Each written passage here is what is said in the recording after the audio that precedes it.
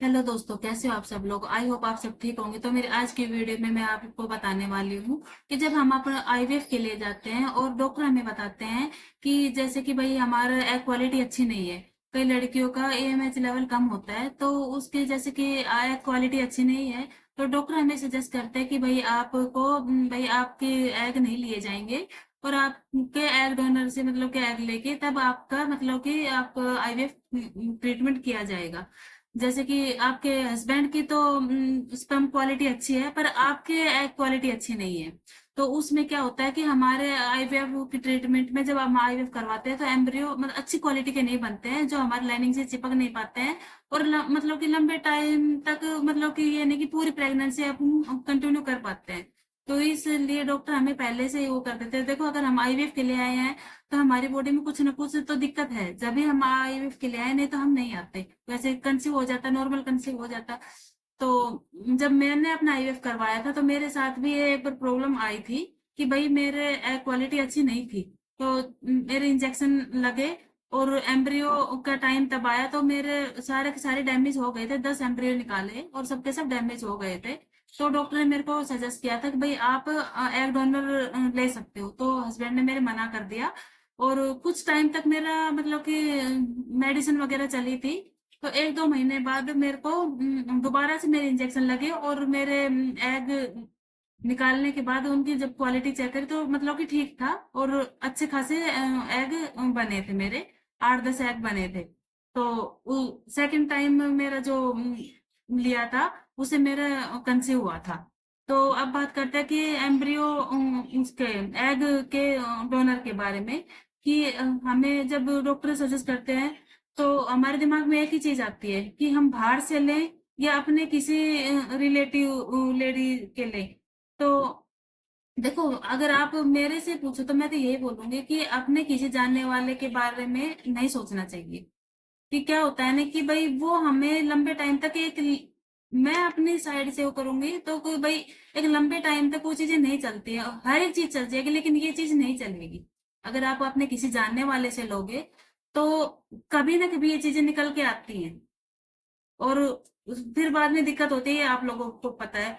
और रही बात आपके जैसे कि भाई बाहर आजकल जैसे ब्लड बैंक होते हैं, ऐसे मतलब कि एग बैंक भी हैं। और हम वहां पे हम ऐसे रहता है कि हम एक दूसरे को नहीं जानते हैं, न वो हमें जानते हैं न हम उसको जानते हैं। जैसे हम बैंक से हम ब्लड लेके आए तो हमें क्या पता हमें किसका ब्लड दिया गया है।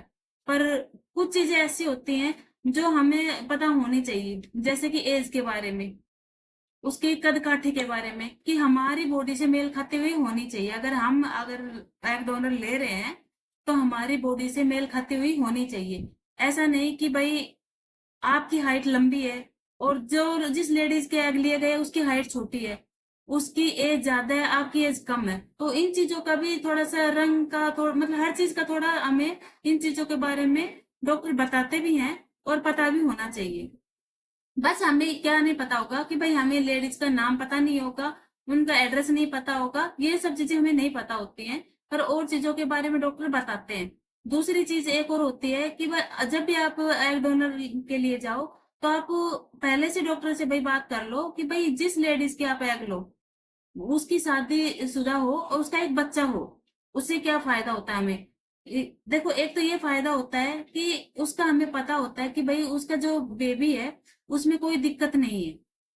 उसको भाई कोई भाई जैसे माँ को जो प्रॉब्लम रहती है कई बार बच्चों को आ जाते हैं, जैसे कई ऐसी बीमारी होती है जो बच्चों को भी साथ में आ जाती है। तो वो लंबे टाइम तक हमें ना झेलनी पड़े। तो इन चीजों के बारे में सब टेस्ट होने चाहिए और उनकी सबकी रिपोर्ट आपके पास आनी चाहिए कि भाई हाँ भाई उसका बच्चा है, उसको भी कोई दिक्कत नहीं है जिस लेडी से आपने लिया है। और जो भी आप मतलब कि जिसे ले रहे हो कि भाई उस लेडीज को भी दिक्कत नहीं है, उसके बच्चों को भी दिक्कत नहीं है। तो उससे आपको मतलब कि कोई दिक्कत नहीं होगी आगे चल के, उन चीजों के आपको परेशानी का सामना नहीं करना पड़ेगा। अगर आप एम्ब्रियो उसके लिए एग के लिए जा रहे हो, एग डोनर के लिए जा रहे हो, तो आपको इन चीजों का ध्यान रखना चाहिए। पर भाई जब ऐसा हुआ था तो डॉक्टर ने मुझे सलाह दी थी कि भाई अगर मैं अपनी जगह होती तो मैं एक बार अपने लिए ट्राई करती। तो अगर आपको ज्यादा ही वो है तो आप कुछ टाइम तक मेडिसिन लो। मैं तो देखो अपना साइड से बोलूंगी कि भाई आप अपना खुद का होगा तो ज्यादा अच्छा रहेगा। जैसे भाई मैंने 1-2 महीने मेडिसिन खा के अपना मतलब कि डाइट थोड़ी अच्छी करके, तो मेरे एम्ब्रियो अच्छे बने बाद में। एग क्वालिटी अच्छी थी तो एम्ब्रियो भी अच्छे बनेंगे। तो उस चीज के बारे में आप सोचो, पहले तो अपने ही सोचो। वो चीज आपकी लास्ट की है, एम्ब्रियो उसके एग की, डोनर की, वो लास्ट की बात है। अगर आपको 2-3 बार आपने ट्राई कर लिया और आपका फेल हो रहा है, तो उसके बाद आप सोचो। नहीं कि आप भाई फर्स्ट में अपने डॉक्टर ने आपको बोल दिया और आपने मान लिया।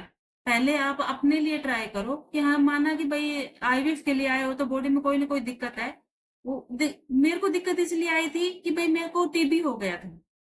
भाई टीबी की मेडिसिन ली मैंने साल भर तक, तो उसके साइड इफेक्ट, जिनको भाई टीबी हुआ है उनको पता होगा। उनको माँ बनने में जरूर कोई ना कोई दिक्कत आई होगी। तो इसलिए मेरे को फर्स्ट बेबी मेरा नॉर्मल कंसीव हो गया। तो इसलिए मैंने ज्यादा भाई एग डोनर के बारे में नहीं सोचा, कि जब मेरा फर्स्ट बेबी अच्छे से मेरे को नॉर्मल कंसीव हो गया, तो मैं सेकंड के बारे में अपने लिए ही अपने उसे ट्राई करूं। तो वही मैंने किया।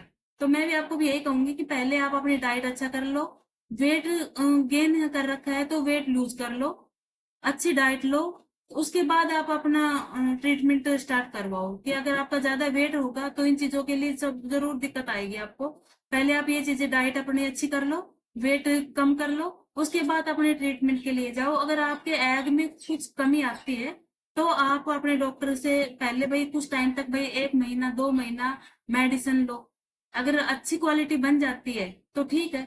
नहीं तो जो मैंने आपको बताया कि अगर आप एग डोनर के पास जा रहे हो, एग डोनर के लिए जा रहे हो,